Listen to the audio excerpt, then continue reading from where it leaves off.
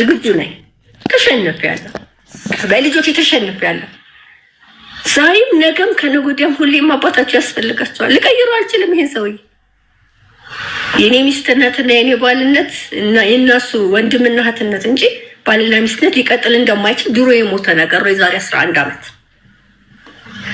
ስለዚህ ከዚህ በኋላ ህይወቱን ይኑር፣ እኔም ህይወቴ ልኑር። ጥሩ አባት ይሁን፣ የሚገባቸውን ህይወት ይስጣቸው። እኔ አይምሮ ይረፍ። እስኪ ለእኔ ልጆች አሜሪካ ብርቅ ነው እንዴ? ክልክል ነው እንዴ? ዛሬ 5 ዓመት ሲቲዝን ሲሆን ፓስፖርት መውጣት እኮ ይችል ነበር። ለቡቡ ጭቃ ቤት ኮምቦልቻ ሊመኝለታል ለልጁ።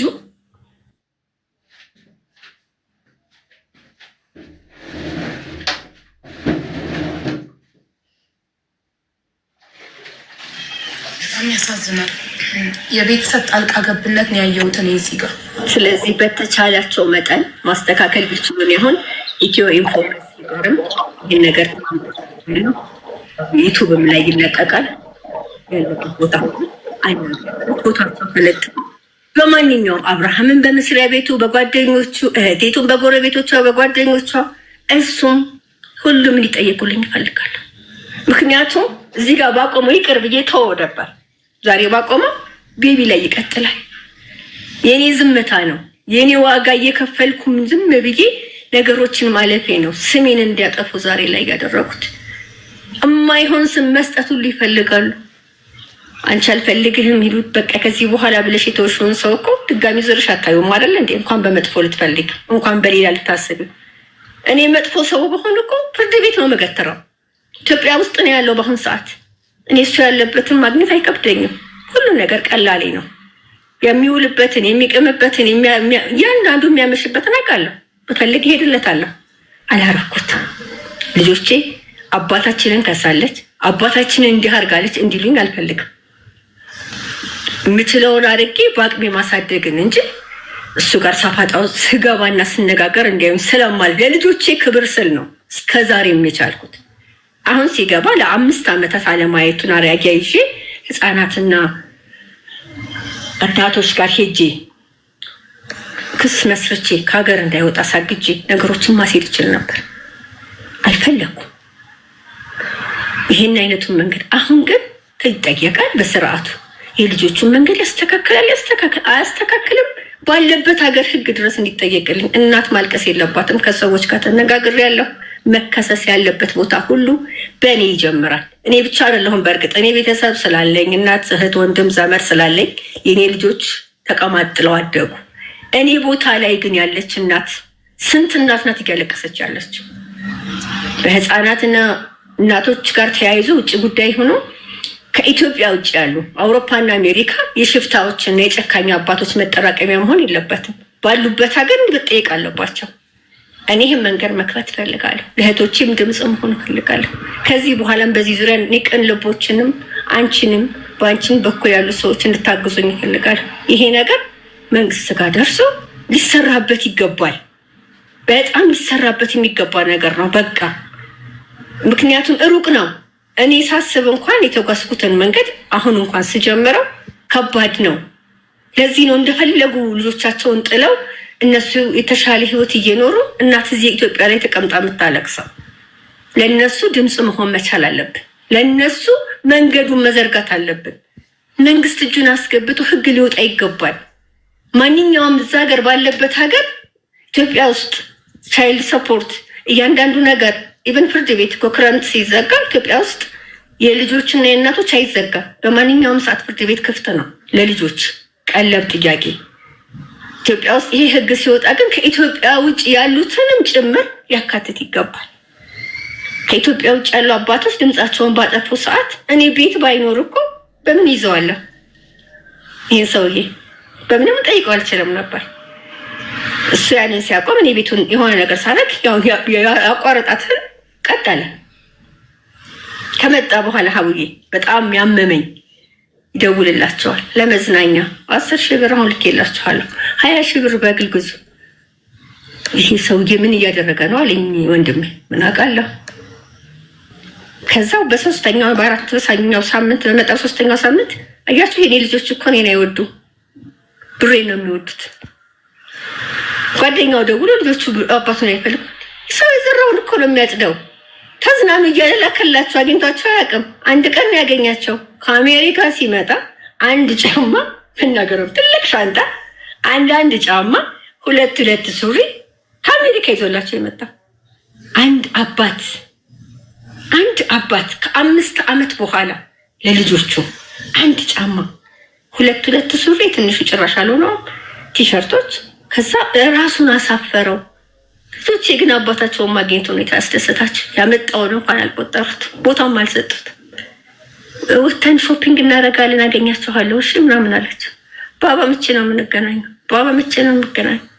የለም አንድ ቀን ያገኛቸው፣ አልተገናኙም። ስቲል ኢትዮጵያ ነው ያለው፣ ስቲል አልተገናኙም።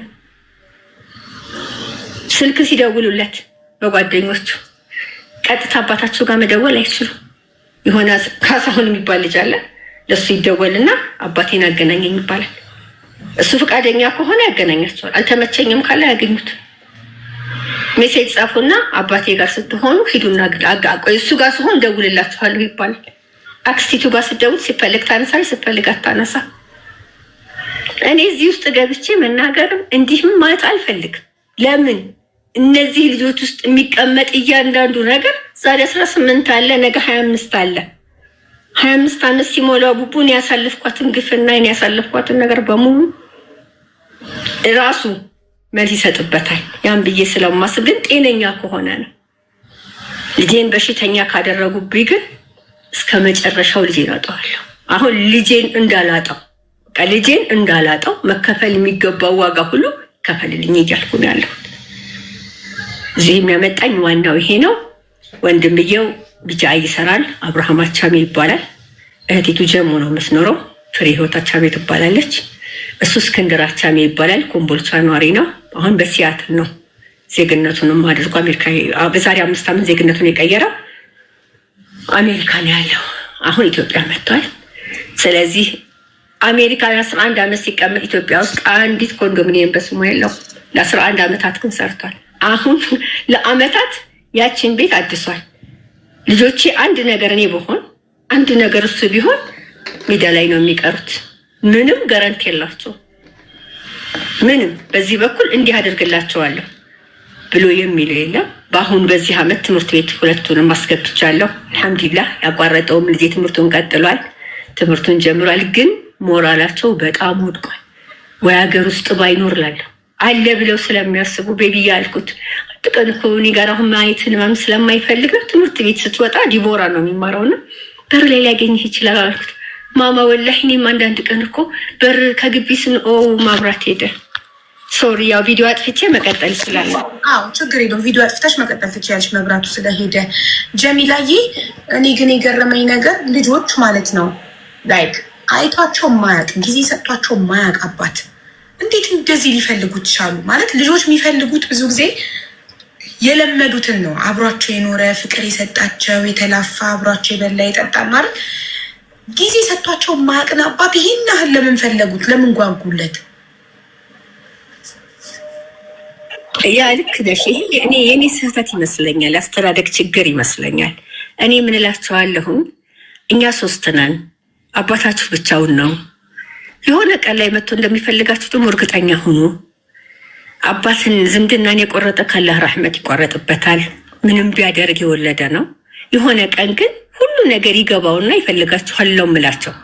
ጥላቻውን ሳይሆን የአባታቸውን እሱ ስራ ሲሰራ ውሎ መቶ ቤት ጠርጎ ልብስ አጥቦ ምግብ ሰርቶ ነው ራሱ። እኛ ሰራተኛ ዘን ወጥተን ገብተን ስንመጣ ቤት ተስተካክሎልን ነው የምናገኘው። እና ይሄ ሰውዬ ያሳዝናል እኮ እስኪያስቡት በዚህ እድሜው እንደዚህ ሆኖ እየኖረ ነው የምላቸው ሁሌም። ሲቀጥል እንደገና ደግሞ አባታችሁን ከካዳችሁ ወይም ደግሞ በቁጡ ነገር ከተናገራችሁ እኔ ባለጌ ልጅ ስላላሳደግኩኝ የኔ ልጅ እንደዚህ ካደረጋቸው አፏ ልላችሁ እምላቸዋለሁ። እና ለአባታቸው ልዩ ፍቅር አላቸው ሁለቱም። አሁንም ከትምህርት ቤት ሲወጣ እንግዲህ አስቢ፣ እኔም እኮ ትንንሽ ሲሆኑ ላይክ 7 ዓመት 9 ዓመት 10 ዓመት 11 ምናምን ሲሆኑ በጣም ይጓጓሉ አግኝተው ምን አይነት አባት እንዳላቸው ለማወቅ። ግን ኦልሬዲ ትልቅ 18 ዓመት ማለት ትልቅ ነው። የመጀመሪያ ልጅ ላይክ 18 ዓመት በደንብ ያገናዝባል። የ18 ዓመት ልጅ ላይክ አባት ሲደውልለት ሳያነሳ ሳያገኝ ሲቀር ያለመፈለግ ስሜት እንዴ እሱ ካልፈለገ ለምን ይፈልገዋለሁ አይነት ስሜት ይሰማል። እንደውም ይቀየምና ማግኘት ራሱ አይፈልግም። ትልቅ ልጅ ማለት 18 ዓመት ትልቅ ልጅ ነው። ህፃናት ሲሆኑ የመፈለግ ስሜት ራሱ ብታሳያቸው አይገባቸውም። አሁን ህፃናት የ7 ዓመት 9 ዓመት ሲደውሉ ባታነሽላቸው ከአሜሪካ መጥቶ አባታቸው ቆይ ዛሬ ቆይ ነገ ቆይ ቢላቸውም በተስፋ በቃ ልባቸው በጉጉት ይጠብቃሉ። ትንንሽ ልጆች አያውቁም፣ መቀየም አያውቁም፣ ያለመፈለግ ስሜት አይሰማቸውም። ትልቅ ግን የ18 ዓመት ልጅ ግን ትልቅ ስለሆነ አባቱ ስልክ ሲደውል ሳያገኘው ሲቀር ከአሜሪካ መጥቶ አባቱ ለሌሎች ለባዳ ጊዜ እየሰጠ እየተዝናና ምናምን እሱን ሊያገኘው ሳይመጣ ሲቀር ላይ የመቀየም ይቀየምና እንደውም አባቴን ማናገር አልፈልግም፣ አባቴን ማየት አልፈልግም ነው የሚለው። እኔም እንደምረዳው እስካሁንም እንዳየሁት በብዙ ሰዎች አልፈልግም ነው የሚለው። ተቀይሞ ውስጡ ተቀይሞ ለምን ሊያገኘኝ አልፈለገም? ለምን ለእኔ ጊዜ አልሰጠኝም? ለምን አላሳደገኝም? እሺ አያሳድገኝ ችግር የለውም ግን ቢያንስ ደውልለት ለምን አያናገረኝም? ለምን ከአሜሪካ ኢትዮጵያ ሲመጣ ለምን ሊያገኘኝ አይፈልግም ብሎ ያኮርፋል፣ ይቀየማል። እንደውም ሊያናግረው አይፈልግም እንጂ እንዴት እንደዚህ በጣም እየፈለገው ትልቁ በተለይ 14 ዓመቱ ኦኬ ብንል ትልቁ ምን ላይ ስሜት አይቼበታለሁ መሰለሽ? እህትና ወንድሙ ቀምተውኛል አባቴን፣ ከነሱ አባቴን ወደ ራሴ ማስመለስ አለብኝ የሚል ስሜት ነው ያለው። በቃ አባቴ እኔ ጋር ሆኖ ሌሎች ልጆች አሉት እንዴ? የለውም። አባቴን ቀምጥ እህትና ወንድሙ ነው የምልሽ። እያሳደገ የእህቱ ልጅ ጋር ይገናኝ ነበር። ለእህቱ ልጆች የሚያደርገውን እያንዳንዱን ነገር አባቱ ያያል። የእህቱ ልጆች ጋር እና ለእህቱ ልጆች እንዳባት ነው። የእህቱ ልጅ አሁን ቮይስ ልክልሻለሁ እንደመጣ ወዲያው አግኝተዋለች። እሷን አግኝተሃል አባቴ፣ እኔን ግን እስካሁን አላገኘኸኝም። ምንድነው ችግር አለ? እናንተ ማታውቁት ችግር አለ እያልክ እኛን ለምን ታደርገናለህ? በተደጋጋሚ ቮይሶችን ልክልሻለሁ። ትልቁ ያደረገውን ማለት ነው። መቼ ነው የምታገኘን? መታሃል እኮ አባቴ ለምን አታገኘንም እያለ በተደጋጋሚ ሲጠይቀው የነበረው። እኔ ህፃን እያሉ እንደነገርኩሽ ብዙ የሞላው እስከ 13 እስከ 14። አሁን ላይ ግን እኔን የሚሰሙበት እድሜ አይደለም፣ ራሳቸውን ነው የሚሰሙት። ስለዚህ የተወሰነችም አሁን ከኔ ገንጥሎ እያደረገ ምን እያለ የሆነ የቅብጠት ነገር አሳይቶታል ትልቁ እና አሁን መልሶ ያችን ማግኘት የአባትነት ፍቅሩ ብቻ አይደለም ጥቅሙንም ሊፈልግ ይችላል እኮ ገብቶሻል። ይሄ ልጅ የአባቴን ነገር እኔ መጠቀም አለብኝ ብሎ ሊያስብ ይችላል። እኔ በዚህ ደረጃ ልጄን መለካት አልፈልግም፣ ግን እፈራዋለሁ። አንዳንዴ ወደ ጭካኔ የሚወስደው እርምጃ የሚሆነው ነገር ቀጣዩ ከባድ ነው። በአጠቃላይ እኔ የሚታየኝ ከባድ ነገር ነው። ወይ መጀመሪያ በጥላቻ ሞልቻቸው ሁለተኛው አባት የለንም ብለው እንዲያስቡ ባረጋቸው ትዝ አይሉ በቃ ይረሱት ነበረ። በልጅነታቸው ግን ያ ነገር እንዲፈጠር አልተደረገም። እንዳነገርኩሽ ደግሞ መጀመሪያ ላይ ብቅ ጥልቅ የሚለው ነገር አለ። ድንገት መቶ ያናገራቸዋል፣ ከዛ ይጠፋል፣ ደግሞ ይመጣል። ከአመታት በኋላ ደግሞ ለ5 ዓመት እስከ 5 ዓመት እንደዛ ነበር። 5 ዓመታት ግን በስልክ መጨረሻ አላገኛቸውም። ቡቡ በተስፋ የሚጠብቀው ነበረ።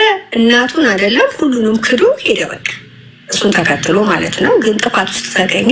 ያው እንደነገርኩሽ ቢመለስም በብር ደረጃ ጠይቁትን አድርጉ ይላል። አሁን ምን አመጣባቸው? ብር ሲጠይቁት እናንተ ብሎ የሚመልስላቸው መልስ፣ ስለኔ የሚናገራቸው ንግግር፣ ትምህርታቸውን እንኳን በስርዓት መማር እና የትምህርት ቤት ክፍያ መክፈል አይደለም፣ አይምሯቸው ነፃ ሆነው እንዲማሩ ማድረግ ነው። ልጆችን ትምህርት ቤት ለስሙ ሄዳሉ፣ ልቤን አሞኛል ነው የሚሉት። የሆነ ቦታ ሄዳሉ፣ እንደዚህ ይሆኛሉ። ሁሉ የሚያወሩልኝ ነገር በሙሉ ህመምን ነው። ይሄ ማለት ውስጣቸው ደስተኛ አይደለም ማለት ነው። ሀብዬ እያንዳንዱ ነገር እንትን ይላል። እያንዳንዱ ነገር አንብሱ ነው በቃ ላይቭ ላይ ነኝ ቅጥሃውዬ እና ይሄ ሁሉ ነገር ችዬ ማለፌ ነው ዛሬ ላይ እንደዚህ አይነት ነገር እንዲፈጠር መጥቼ በአደባባይ እንድናገር ያደረገኝ።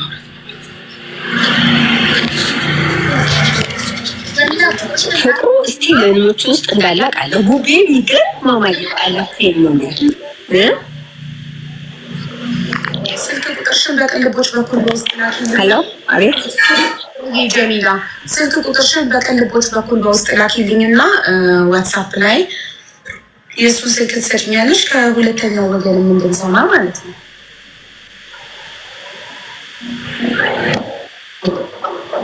እሺ ካለ አሁን የእሱን እየተቆራረጥሽ ነው። ስልክ እየተደወለብሽ ነው መሰለኝ። ይሰማኛል ሀቡዬ። የእሱን ስልክ የአሜሪካውን ስልክ በዋትሳፕ እና በቴሌግራም ታገኘዋለሽ። እሱን ማለት ነው ማናገር ትችላለሽ። የእህቲቱንም ስልክ እልክልሻለሁ። የወንድምየውንም ስልክ ውስጥ አስቀምጠልሻል። ምክንያቱም የእሱና የእሱ ብቻ ችግር ሳይሆን ይሄ ነገር እንዳይገሹ የእነሱም እንትን አለበት፣ እጅ አለበት። እንደገና አሁን ከመጣ ስልክ አልሰጣቸውም። ጓደኞቹ ጋር ደውለው የሚያገኙት እንደነገርኩሽ የዛ የጓደኛ ስልክ እንጂ የኢትዮጵያ ስልኩን አሁን ለልጆቹ አልሰጠም። ልጆቹ እሱን ሲፈልጉ ጓደኛው ጋር ነው የሚደውሉት። ያው ጓደኛው ሲመቸው አገናኛችኋለሁ ይላል። በዛ ስልክ ነው እንጂ ቀጥታ ወደሱ ደውለው አባታቸውን የማናገር መብት እንኳን የላቸውም በአሁኑ ሰዓት ላይ ልጆቹ። ምንድነው ምክንያትህ ሲባል በቃ ማለት የሆነ እኔን እንደሚፈራ ወር የሆነ ነገር ይፈጠርብኛል እብደት ነው። ስለዚህ አንቺ መጠየቅ ባለብሽ መልካም ጠይቀዋለሽ። ዋትሳፕ ላይ ግን አሜሪካ ስልኩ ላይ ቀጥታ ታገኘዋለሽ። ለቅልቦች ትልኪለትና ቅልቦች ሲሰጠኝ አሁን ዋትሳፕ ላይ ጀሚላ ሀቢባ ነኝ ብዬ ቮይስ አደርግልሻለሁ። ሳረግልሽ የስነ አሜሪካ ስልክና ዋትሳፕ አወራዋለሁ እና ለአንቺ ጥያቄ ያለኝ ላይ እኔ ምኑ ጋር የተሳሳትኩት ብለሽ ታስቢያለሽ? በጣም አስባለሁ። እኔ የተሳሳትኩት ብዬ የማስበው ምን ላይ መሰለሽ? ምርጫዬ ላይ ነው። ምርጫዬ ላይ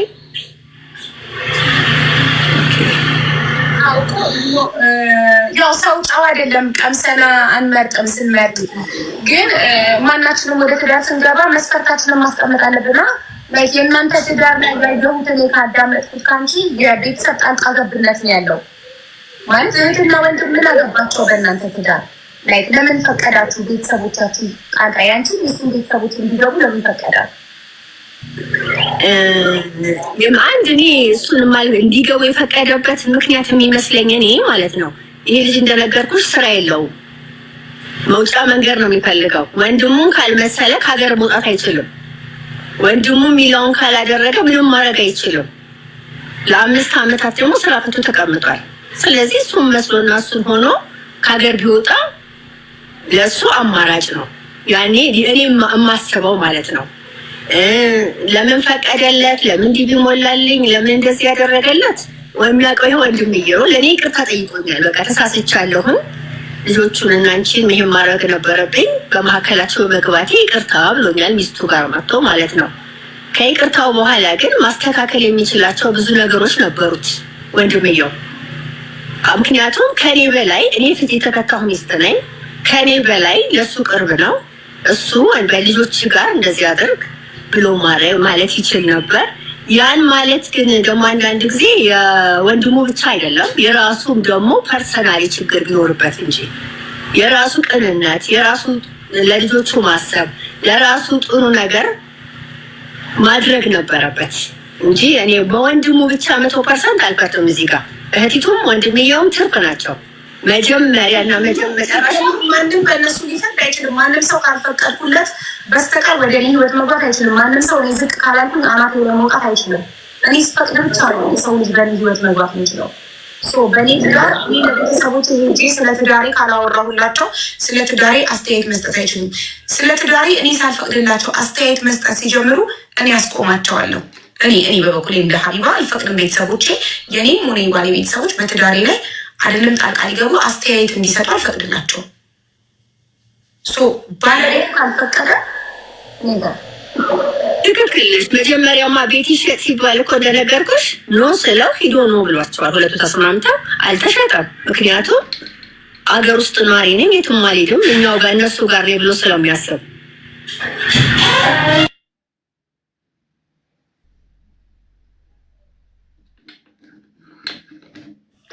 ምርጫ ለሚለው ጋይዝ ስለ ምርጫ ማውራት አንችልም። ለምን ሰዎችን አስቀድመን የወደፊት ህይወታቸውን ማወቅ አንችልም። ዛሬ ጥሩ ነው ብላችሁ ለትዳር የመረጣችሁት ሰው ነገ ትዳር ከገባችሁ በኋላ ሊለወጥ ይችላል። መጀመሪያ ስታገቡ ጥሩ ሰው ነበር፣ ይሰማችሁ፣ ያከብራችሁ ነበር። ወደፊት ሊቀየር ይችላል። ሰው ምርጫ በሚለው ምክንያቱም ለምን መሰለሽ ልጅ